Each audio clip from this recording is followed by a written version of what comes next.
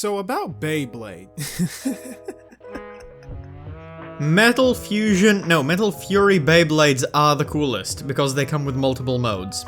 Yeah, absolutely. I completely forgot about that, actually. Okay, here's the question though, So, Lightning Eldrago is cooler than Storm Pegasus, and Meteor Eldrago is cooler than Galaxy Pegasus, but how does Big Bang Pegasus stack up against Eldrago Destroyer? That is the real question. I assume same as always? Yeah. I don't remember what Big Bang looks like, but I always felt that that was probably one of the weaker designs in my opinion, but eh.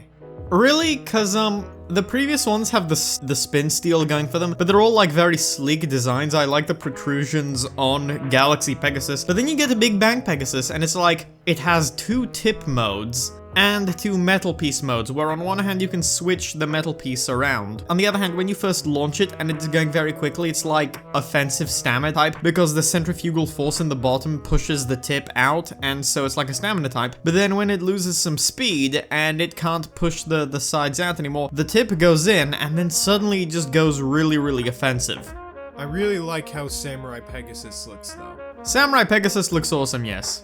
Yeah. Oh, as I was saying before though, in the anime, Yu is the man. Yeah, he is. I'm more of a Tsubasa and Ryuga guy myself.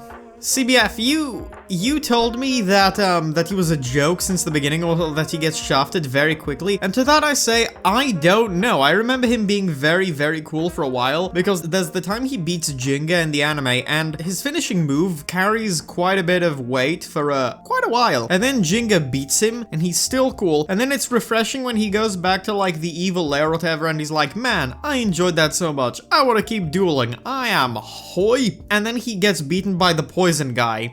Oh right, there was a poison guy. I never said he was a joke, but like, afterwards, like, he kind of does become third wheel towards the end of the first season and onwards. No, I think he did his job perfectly in Metal Fusion. I like that he got added to the gang, but then this new motherfucker with a Ray Striker comes out of nowhere in Metal Masters. Yeah, Masamune Kadoya. Yeah, a name you googled just earlier and you wouldn't have remembered it otherwise. Because no one likes him. Look, it's been several years since I've seen that show, okay? Leave me alone. Also, his last name sucks. Nah, fuck you, no, Kadoya is awesome. Also, and I'm not just saying that because- stupid. Fuck you, you sound stupid. So do you. And I'm not just saying that because Kamen Rider Decade's name is Kadoya Tsukasa. Allegedly. It all comes back to Kamen Rider, folks. Having said that though, the actor's name, Masahiro Inoue, sounds much cooler, but whatever. Again though, Masamune just comes in, and then he just gets a spot on the team, and he gets that one fluke win against Jinga that he'll never shut the hell up about. And then they do like that thing between Tsubasa and Yu, and then Tsubasa unexpectedly wins, which annoys me, because Yu's finishing move is just so much cooler, even though that was a cool match itself. And then he becomes just like third wheel for a while, but he does get a really, really cool moment in the versus Russia match. Jinga gets that one really cool match against the bear guy where he's restricted and he can't use his special move. And then Yu gets the thing against the team captain, and the Russian public starts booing him because they think that's the Japanese team looking down on the Russians because they're using their substitute to fight the team captain. But then the actual match happens, and the Russians are cheating, and the Beyblade starts flying. But then Yu does his big brain thing, and we remember why he was actually a cool character, because he gets really heated up during matches, and because he's a smart boy, and he starts like smashing the arena, just very precise dents, to the point where he fucks with the artificial gravity and completely wrecks the opponent's technique. And I was like, yeah, you, my boy. Yeah, you is the kind of character who has definitely seen Rick and Morty backwards several times. Of course.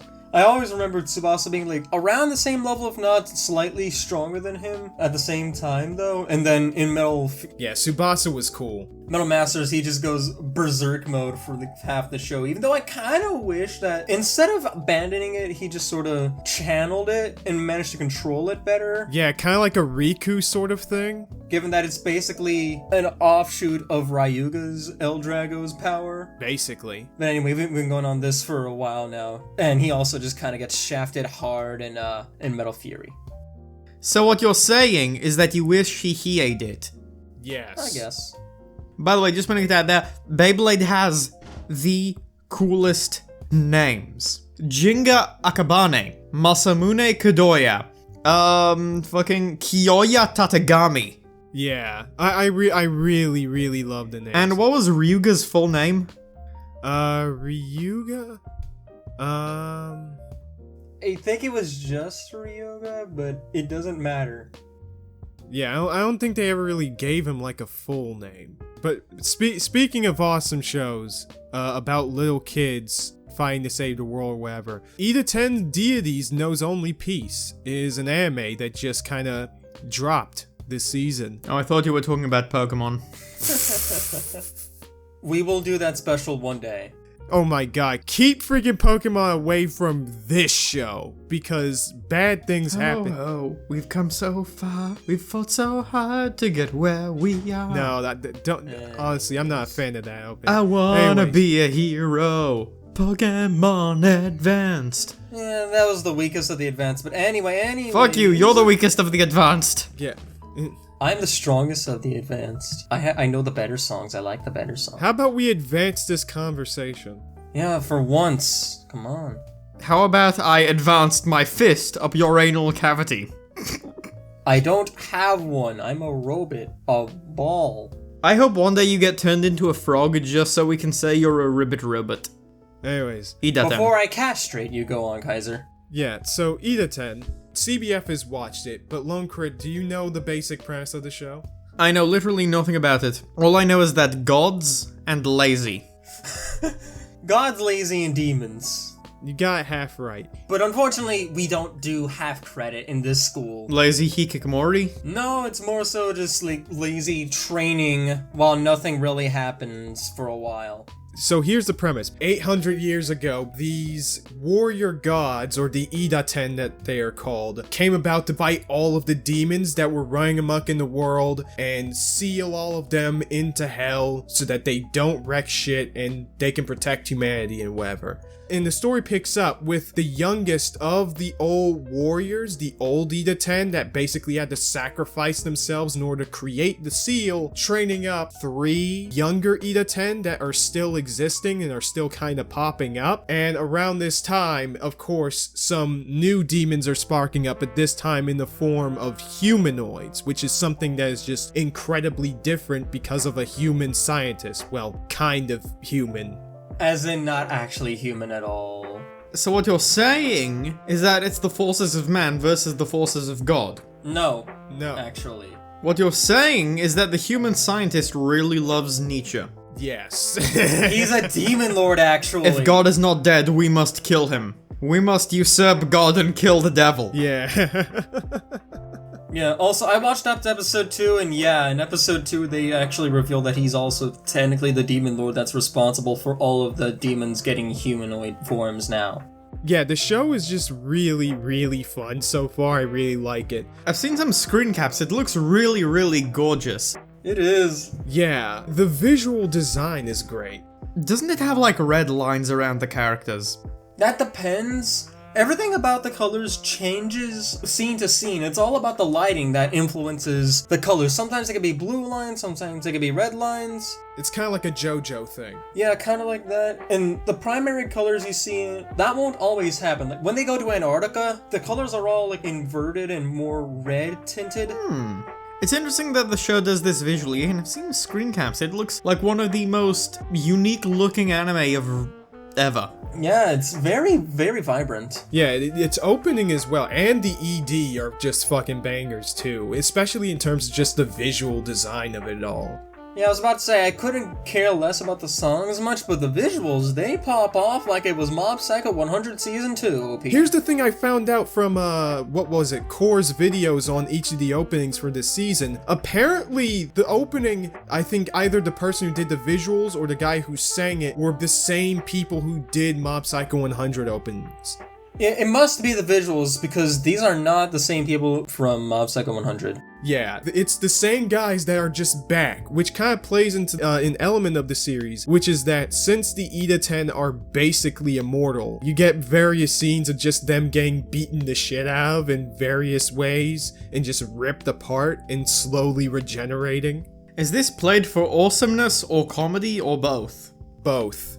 Yeah, both. Depends on the scene, though. The thing is, this does not apply to the demons. Once the demons are punched through and killed, they are killed. Well, that doesn't sound very fair. I mean, yes, but it's offset by the fact that the 3 kids that we mostly follow, Easley, Hayato, and Paula, are not as strong as, like, the younger, old Idaten that fought in the war Rin. So, they kinda have to just play things by ear most of the time. Also, you say they're kids even though they've basically been in, like, older teenage form for hundreds of years. I mean, yes, but... Officer. Then there's this funny gag where, No, officer, it's fine. They're hundreds of years old. like, where the main guy Hayato just keeps calling Rin an old hag, and every time he does, he gets the ever-living shit stomped out of, like, constantly bleeding and whatnot everywhere, and the visuals, oh man, they go ham on that beatdown. I find it uncomfortable how much you guys watching kid-looking beings get eviscerated. Hey, it's small people beating up small people. And also, Lone Crit, don't judge us. This sounds just up your wheelhouse, okay? I will neither confirm nor deny that. No, it's not up his wheelhouse because they're not actual kids getting destroyed. Exactly, they're gods. But yeah, the show has a sense of, like, morbid callousness towards it that's pretty amusing, like with the explanations on why the Idaten don't normally help out the humans unless it's a force other than humans that are just killing each other, because every time they're generally, like, created from prayers, but then they're basically just meant to never actually bother helping the humans unless it's a non-human force that's getting them killed. Because they're like, oh, they're just killing each other, why should we care? It's like... That sounds pretty gaudy, alright. If a forest is burning down, if they don't care, they'll only care if it's like some weird force that they have to stop. Just like how we'll only care if it's stuff like, I don't know, demons destroying everything? That sounds like a very interesting explanation for World War II. I mean, basically. Oh god, that reminds me that one of the demons actually controls like an army of sort Don't of say like Nazis, don't say Nazis. Nazi-type guys. They straight up do the salute and everything. And that leads into a weird... You know the scene I'm talking about, Kaiser, at the end of episode 1, where they introduced this priestess girl, and while they do go for some interesting visuals for it, it's still the R to the A to the P to the E for a character's introduction. Uh-huh. Yeah. I mean, well, granted, I feel like that's going to be expanded on even further as we go in, but the way that they do it, it's like... CBF, you remember that scene from freaking Razafon where, I don't know, some battles going on and like the freaking orgasm piano shiz? Oh, I knew you were gonna say that! It's similar to that, where like, while the deed is being done... It's stylized in its own revelry with alternate colors and everything. It's almost like meant to be morbidly humorous. I'm not sure how comfortable I am with that, but either way, the show generally is just, yeah, morbidly humorous a lot of the time. For what's essentially like an action seinen about callous and angry, or sometimes bickering gods with different personalities constantly just beating the shit out of everything and pissing off the scientist guy with a robot body who also happens to be a demon lord. Which is just really funny because I love how in like the second or third episode, I believe, when like one of the humanoid demons fight one of the main characters and then Rin just absolutely eviscerates him with barely any effort. Like one of the demons who was all haughty being all like, huh, these younger gods aren't anything. I can handle these pieces of shit myself. You handle pieces of shit yourself? Yeah, when they find out that, like, the demon they sent literally died. Actually, 2 of them that they sent just got killed. She was all like, hey, don't look at me. Thank you, CBF. I'm about as strong as she was, or he was, I think. And, like, if he can't do it, I can't either. Yeah. But yeah, the show's visuals are really what carries it, along with the morbid comedy half the time. But yeah, it's just such a stylish show that it really is one of the more notable productions of the year. You need production values and comedy to help carry a narrative for you. You pleb. Well, it is a Garfest. Kind of. You're a Garfest. Thank you, that's a compliment. And it doesn't take itself too seriously. Also, yeah, Gar is based. Cool. But you know what else is based? Girlfriend. You know what else is based? Yes.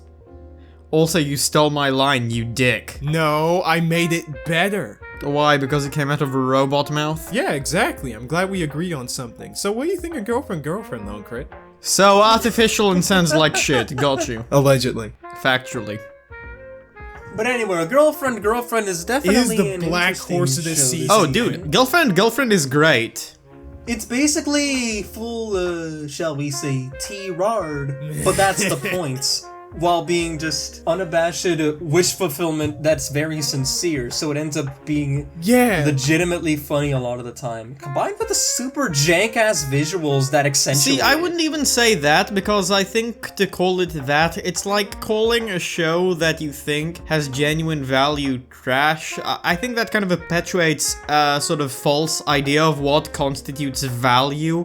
I mean, the mangaka literally said that, referring to one of the characters, oh no, I literally just made this for wish fulfillment. This is for me, this is for me, this is for me. So that's what it is. It is... Wait, one of the characters in this? It is sincere about it, and that's the point. Not to say that wish fulfillment needs to have a negative connotation any fucking ways. The show does a good job with it. Exactly. Well, no. There's being trash, and there's being trashy. And they're not the same thing. I never even said it was either of those things. You're just jumping the gun. Well, you said it's full retard. No, I mean, that's the point. It's supposed to be ridiculous in its situations. The characters are supposed to be exaggerative and stupid. Like, when the main character spends 3 days and nights in a row trying to get one of the girlfriends who was mad at him to, like, talk to him again after she went to her house that is right next door to him. And the solution is copping a feel. Yes, the other girl, because they're, at the time, this is episode 3, the show is basically polyamory relationship. It's a harem relationship. So at some point, he already has 2 of them, and so the other one just decides, yeah, do that to piss the other girl off into talking. You know what? I'm actually really happy about how positive this show is about the idea of a polyamorous relationship, and how it's not exactly treating like a monogamous relationship like it's the be-all end-all, or like polyamorous relationships are necessarily a bad thing. The redhead girl is obviously kind of against it, but that doesn't seem to be the stance the show's taking. And personally, I hope the show like really follows through with this and has that be the ending, and it doesn't pull a, oh well, actually having multiple romantic partners is a bad thing, never mind. Okay. Or be like, oh, now that we've established all of these, there can be only one. I think part of why it comes off so well, both in the comedy and in how weirdly genuine it is just in the fact that, like, the first 2 episodes especially is them kind of just getting all of the really, you know, raunchy implications of this kind of relationship out of the way. They capstone it with the fact that, like, the characters do have a sexuality and that works and they explore it, but they do it in a funny way where, like, the main character is capstoning it with, that's not the main motivation here. No, I really love that where it's like, okay, we shall have a threesome. No, I don't want to have a threesome. Okay, we shall not have sex, because it would be unfair to the other one. Whoa, I didn't say that.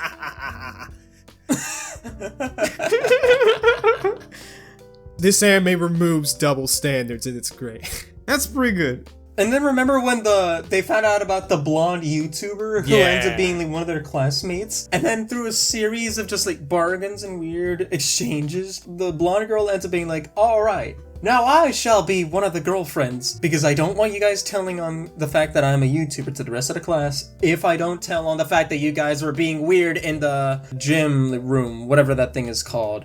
Let me ask you guys something. You know a manga called 100 Girlfriends That Really, Really Love You? Well, funny story about that. I read the first 4 chapters.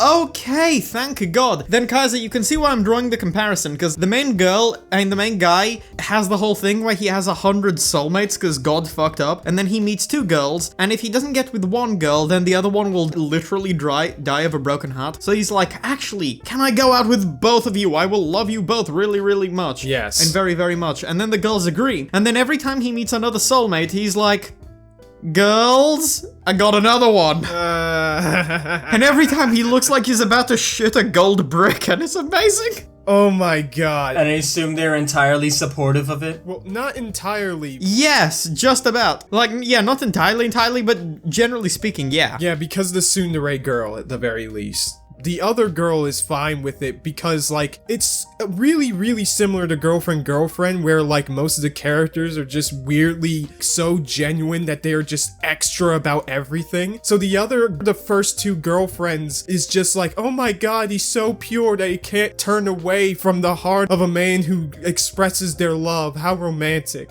And the other one is all like, what the fuck are you talking about? Guys, just wait till you get to the bit where the first two girls are textually, romantically, and sexually attracted to each other. Like, once they accidentally make out, and they get really, really into it. And that's another thing that's similar to Girlfriend, where, like, red hair clearly seems to like blue hair. Sexually. Yeah. Like, this show is being way more progressive. Hashtag progressive? Like, yeah, it's weirdly progressive so far as I'm seeing in regard to bisexuality and polyamory. Like, kind of bisexuality, but very much polyamory. And weirdly, I'm digging that, because a lot of harems have this kind of weird thing where they're kind of poo-pooing that. And it's not exactly contrary to the zeitgeist now, but I feel it will be one day, and I'm one of those people that just thinks it should be. And honestly, this video, by the way, is probably gonna piss people who are very pro-monogamous relationship, and to those people I say, fuck them. Get the fuck out! But anyway, like, it's very much, like, ridiculous on purpose. Like, it's so exaggerated and extreme, and again, like, the visuals, the colors are garish and often choppy, but that works towards the anime's benefit, weirdly enough, because again, the absurdity of the situations and just how extreme everyone is about these things that in many other harem comedies and light novel comedies would just be kind of badly done humor. But here it works, because it's genuinely sincere. It's like if Isekai was Smartphone actually cared about being entertaining in any way, and actually, you know, wasn't an Isekai, and wasn't the worst thing ever. When they made that show, I was hoping that the show would kind of be like that they would really lean on how fucking dumb the premise is. But no, they let that literally last for practically one episode, and they don't do that ever again. It's fucking stupid. And the first episode literally gave me a headache. I just had my brain off the entire time. God, everything about that show was so dumb, and not even in a particularly self-aware and fun way. It's more of a, we exist to exist and don't care to try to entertain kind of way. Fuck that show. It's the Teen Titans Go of Isekai. Kaiser, didn't you just love, by the way, oh fuck, Teen Titans Go, ugh. But anyway, yeah, don't you just love how just like in 100 Girlfriends, the characters are so plus about everything that it goes on to become endearing? No, yeah, but like for example, okay, like here's a joke that I have on my phone right now. This is the 4th chapter, after the 3rd girl had been introduced, which, by the way, is just insanely cute, right? So... Which one is the 3rd girl again? The awkward girl from the library who doesn't talk. Oh, yeah, that was so cute. Oh yeah, don't you just love how every girl is a trope, but then they go, like, plus ultra with that shit? Yeah, same in Girlfriend, kinda. Yes, so for example, with this joke, while the 4 are just sitting on the rooftop having lunch or whatever and getting introduced, the main character just like describes very little cute details about each of the 3. The awkward girl, the way her feet moves while she's reading because she's a bookworm, because of course she is. The way that the one girl is like, you know, playing with her finger when she's thinking, and like the tsundere plays with her pigtails when she's embarrassed. And all 3 of them at once are just like, how much does he pay attention to me? Yeah, it's so great. By the way, have you gotten to the fact yet that the big boob, like one of the initial 2 girls, is just like thirsty as fuck? Oh, absolutely. Isn't it hilarious? Oh my god, one other thing I just really liked was in like the 3rd or 2nd chapter where the main dude was getting chased by the freaking vice principal for running in the hall. That's also great. Actually, it's funny how 100 Girlfriends differs from Girlfriend in this way, because it's almost like sexuality isn't there in 100 Girlfriends, but it's hardly alluded to. It's in this very sort of romanticized way, and the sexuality is mostly there as a joke, or like sung way more on the outside. But in Girlfriend, like, sexuality is very much there. Yeah, but in Girlfriend is used as a conflict in the second episode. Yeah, I'm about to get to what I think really works about Girlfriend, by the way. Have you read any of the other works of the mangaka or seen any of the adaptations, either Aho Girl or Mangaka-san and His Assistants or the other one? No. No. I guess this is from a biased standpoint on my part, because, it seemed kind of a little bit trashy and I just wasn't in the mood for that. But I am definitely eating my fucking words right now.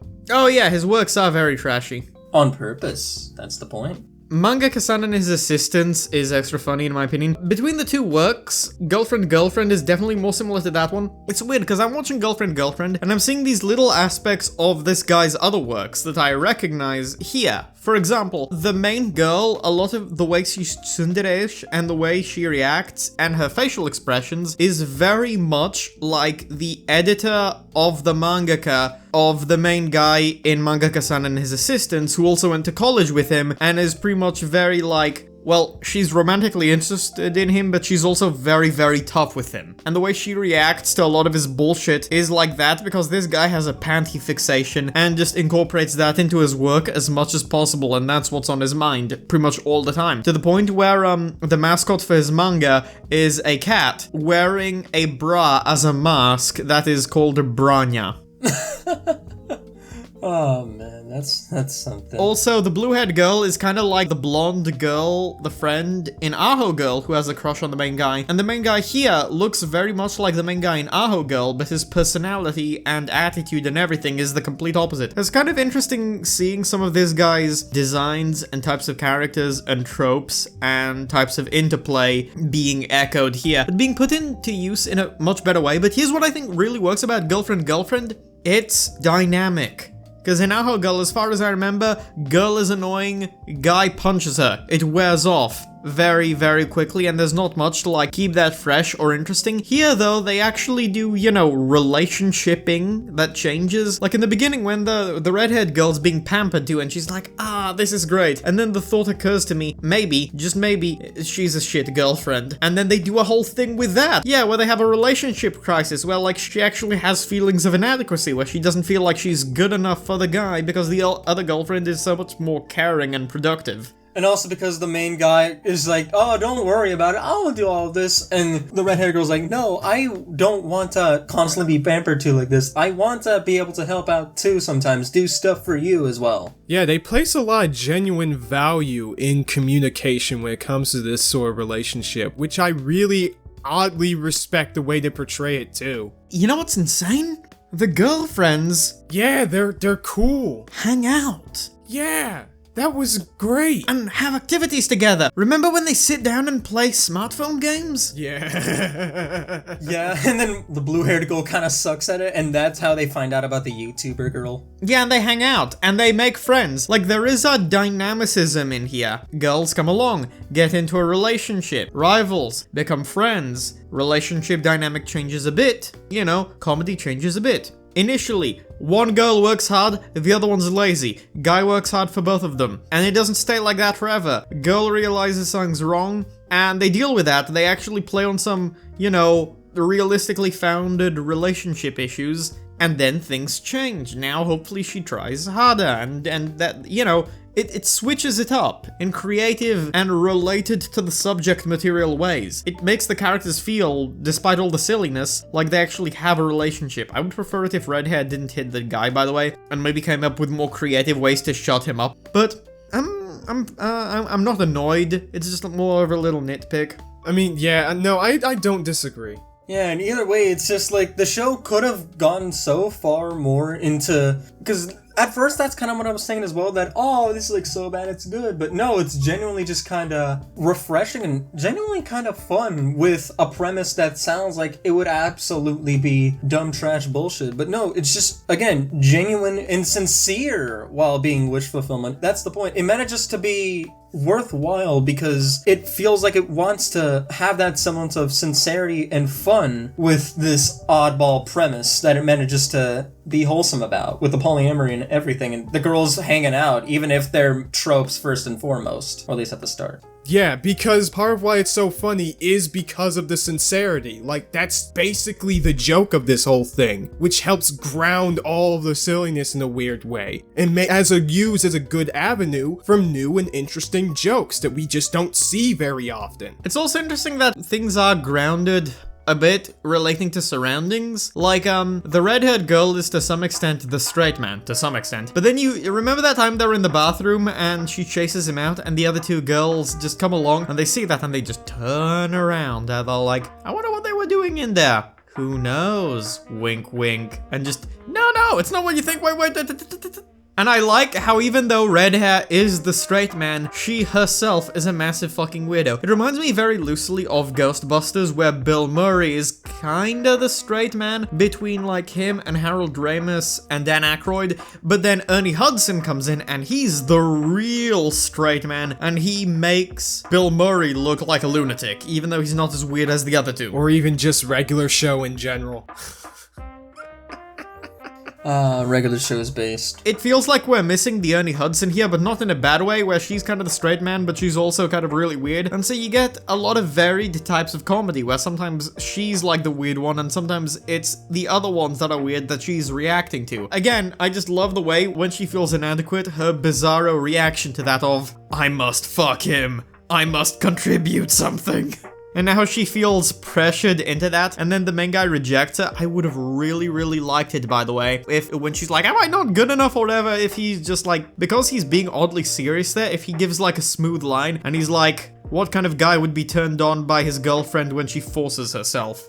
Either way, that's a note to end on for that whole thing. We will get back to this show, though. Yeah, watch Girlfriend. Like, no one fucking talks about it. Yeah, watch it. Yeah, watch both of the seasonal we've been talking about. If I'm gonna score it right now, I'm giving it a good score. It's got like a lot of life and creativity and definitely a lot more complexity to the jokes and humor, but also a lot more foundedness than the other works of the creator. I think this is like the best work, at least of the three that I've experienced by him so far. I'm giving this a 7 so far. Honestly, I don't know how to score it myself because, on the one hand, yeah, all that, at the same time, it goes completely against everything I would normally expect, or at least everything I would normally consider good, because it weaponizes things that in most other anime of this ilk, I'd roll my eyes at. And I believe that puts it at a class of its own, kind of. Well, I think much like 100 Girlfriends, there are two words of the day. When you work with uncreative things, i.e. done-to-death tropes, number 1, commitment. You double, triple, quadruple down and up the stakes way more than anybody and everybody imagined. And when you read 100 Girlfriends, more of it, you will see Kaiser. You have seen nothing yet. Oh man, I know, I haven't seen nothing yet. Oh yeah, the world literally ends at one point. Wait, what? Okay, number 2. Humor. It's very humorous. Yes, you actually need to know what a joke is. If you are an alien from outer space, you cannot make these shows. It winks and nods at you a lot. So basically what you're saying is this is why Keijo works. Yes. Also watch Keijo. Honestly, I found it a bit monotonous after a bit. In principle, I agree. But anyway, let's get on to something that doesn't quite work as well. Should I play Funeral March now or later? What? Anyway, because I remember right before we got thrown into this ship, I talked about Kimetsu no Yaiba because I was like close to the halfway mark with it. Don't you mean since we got into this train? First off, I want to touch back on the show. I hate it.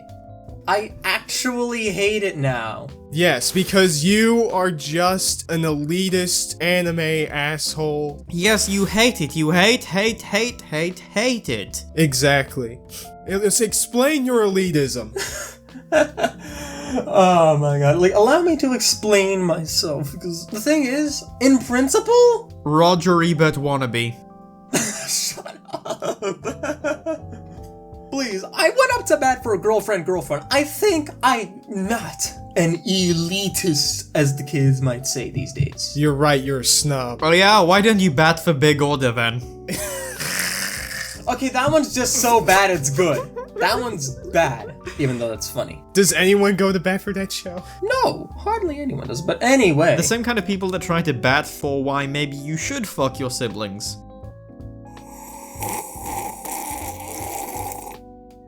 And on that note... Anyways, Kimetsu no Yaiba is shit. Like, the problem is that the story itself isn't inherently that bad. It's how it's presented that just kills it. So many flashbacks are placed in the most bullshit times. Like, as demons are dying or they're about to die. It's not even Akamega kill level of them being red flags. It's more so, oh, this person who is an unabashed garbage human being, vile person, evil McMotherfucker, and nothing else. Here's their tragic backstory so you sympathize with them. There's been only 2 times in which the show has actually genuinely made me feel bad for a demon that has been dying. Once in episode 9 with the girl with the tamaris, because they don't actually give her a tragic backstory. It's more so that she gets executed in the most fucked up way, where it's just like, she accidentally blurts out the name of Muzan, i.e. Michael Jackson, and there's a curse where if you do that, you basically just get body horrored to death. And so that moment, that's a way you make us feel bad for a character. You just have that happen. Or like in episode 16 when the Spider Mom demon, they talk so much about the abuse she's went into, so that when Kanjiro is about to decapitate her, she reaches out and just welcomes it with open arms, because she's finally released from her suffering. I hate the fact that they interrupt that with a flashback to show the abuse, when really the fact that we already know it happens is enough, and that interrupts the flow of a good scene. But that's not enough to just dismantle the scene. It just hampers it, but that's emblematic of the show's problem. CBF, you know what'd make me really happy? If you read Hell Warden Higuma, because this sounds exactly the same, but Higuma is better. In every way. And it sells you on each and every demon death. Come on, dude, it's only like 13 or 20 or something chapters long because it got axed. Thanks, Shonen Jump. It makes every single fucked up thing the demons do, and the things they do are very fucked up. It makes them completely understandable. Maybe if my local manga cafe were to have volumes of them, I might actually purchase them. Because I'm not reading online. It was cancelled, it doesn't have volumes. Then I'm not reading it, sorry. An interesting comparison aside from that, Lone Crit, you were kind of talking to me one point about the very first... Kamen Rider? Yeah, the very first Kamen Rider manga, made by, what was it? Oh fuck, really? Yeah. Shotaro Ishinomori. Yes. The god himself. Yeah, so you were telling me about that, and about how after each battle, you know, it's kind of capstoned with the main character just relenting about how, you know, how tragic the conflict was, because the people he's fighting are often just people like him that were brainwashed and turned into fucking monsters and killing machines. Yeah, he doesn't do it after every single fight, he does it only against Cobra Man or Batman, but yeah, the principle still applies, because then you know, he's the kind of man that has that in his head, and he thinks that in that type of a situation. Because remember, all of the original Kamen Rider fights, always really close. Really, really close. He almost dies many times. That almost death is what sells it. So, the reason why I bring that up is because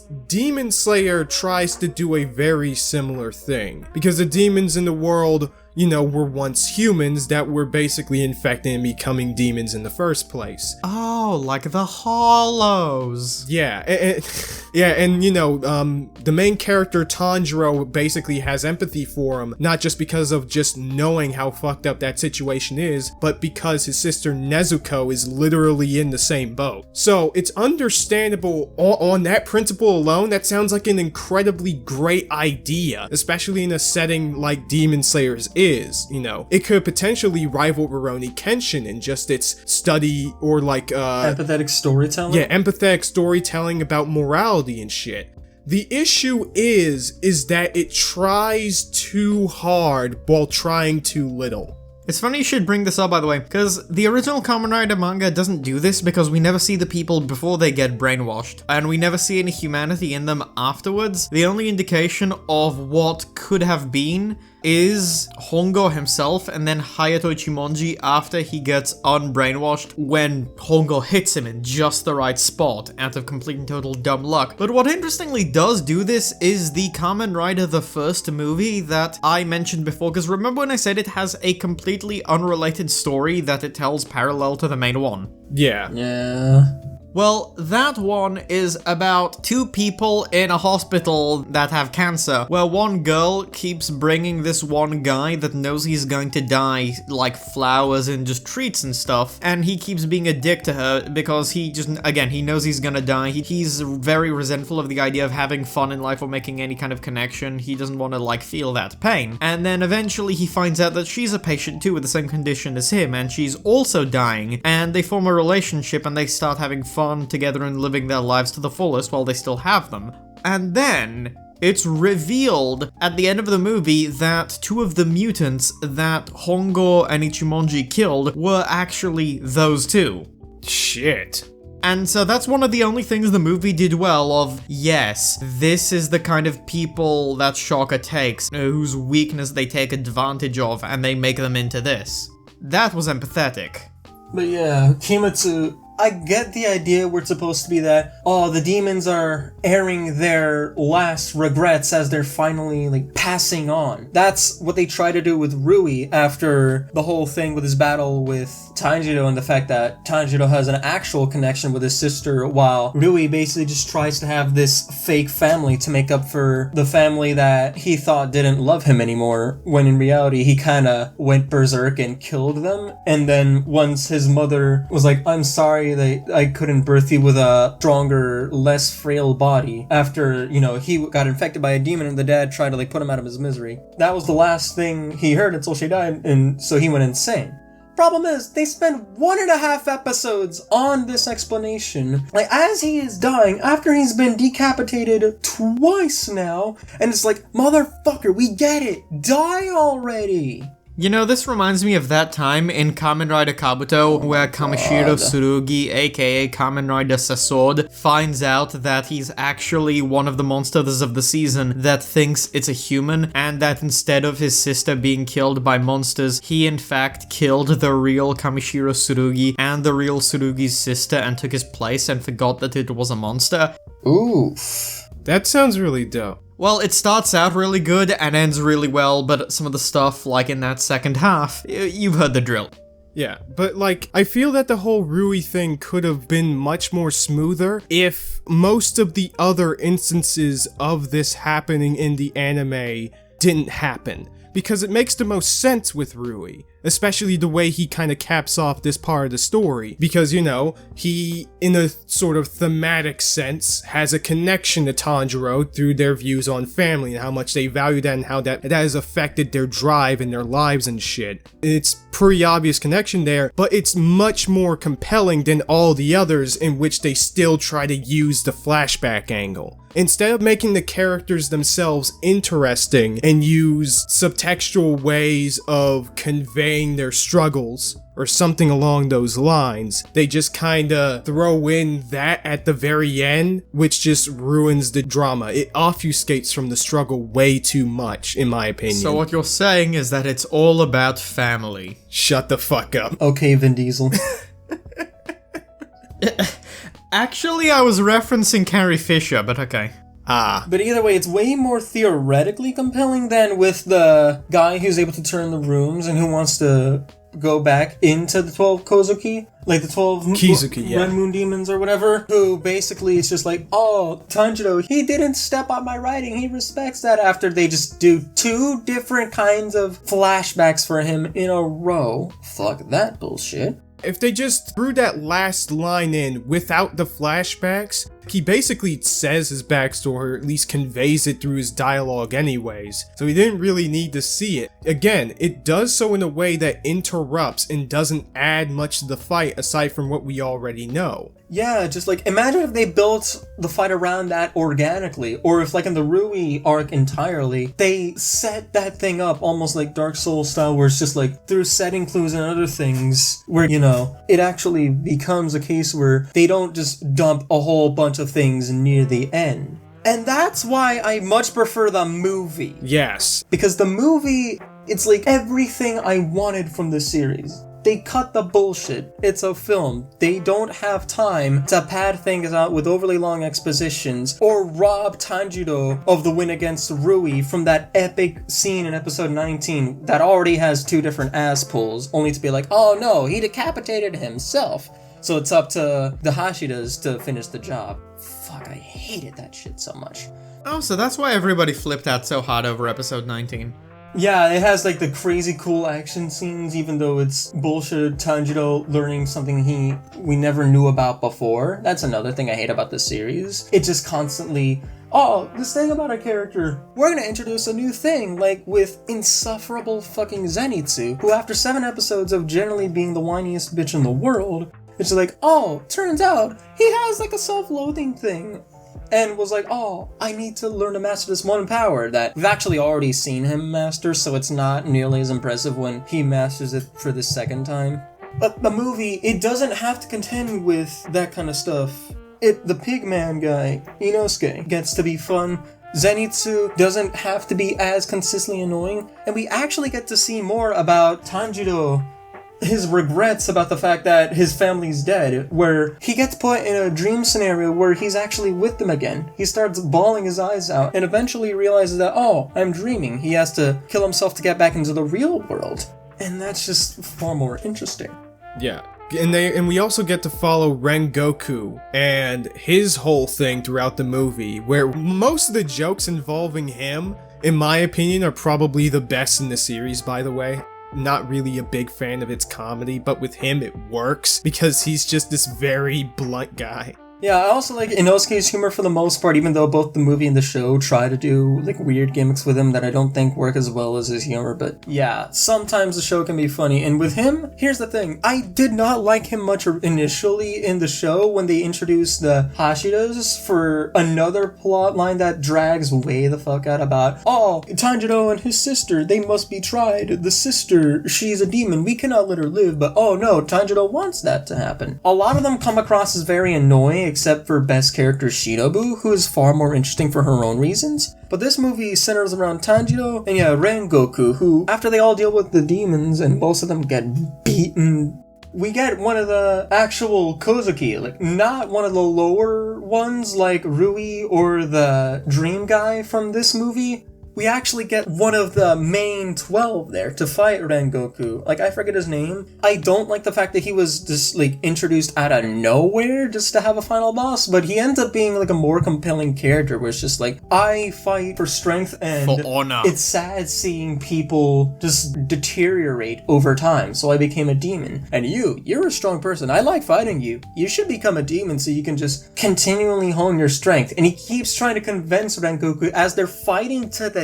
death. Rengoku just not giving in because of his own principles and the fact that he feels that the people who are stronger should fight to protect those who are weaker. It's not solely about getting stronger just for the sake of getting stronger. And by the way, his backstory is being conveyed throughout the fight, which makes it better, instead of interrupting it. And even before the fight as well. This is very reminiscent of the Ronin dude who, in life, used to have cancer or something before becoming a demon from Samurai Sentai Shinkenger, which, Kaiser, I'm sure... I hope that guy made it through into the American version. Oh yeah, Samurai Rangers? Yeah, I know his name. I think in Japanese he was called Juzo, where he was a great samurai or swordsman anyway in life, and he was seeking to constantly hone his strength and get the ultimate fight. But at some point in time he had a life-ending illness that was slowly killing him and sapping away his strength until he got the opportunity to become a demon, and so as a demon pursues once again the ultimate fight. When he eventually gets from the Red Ranger, I think his name is Takeru or something, and it was awesome.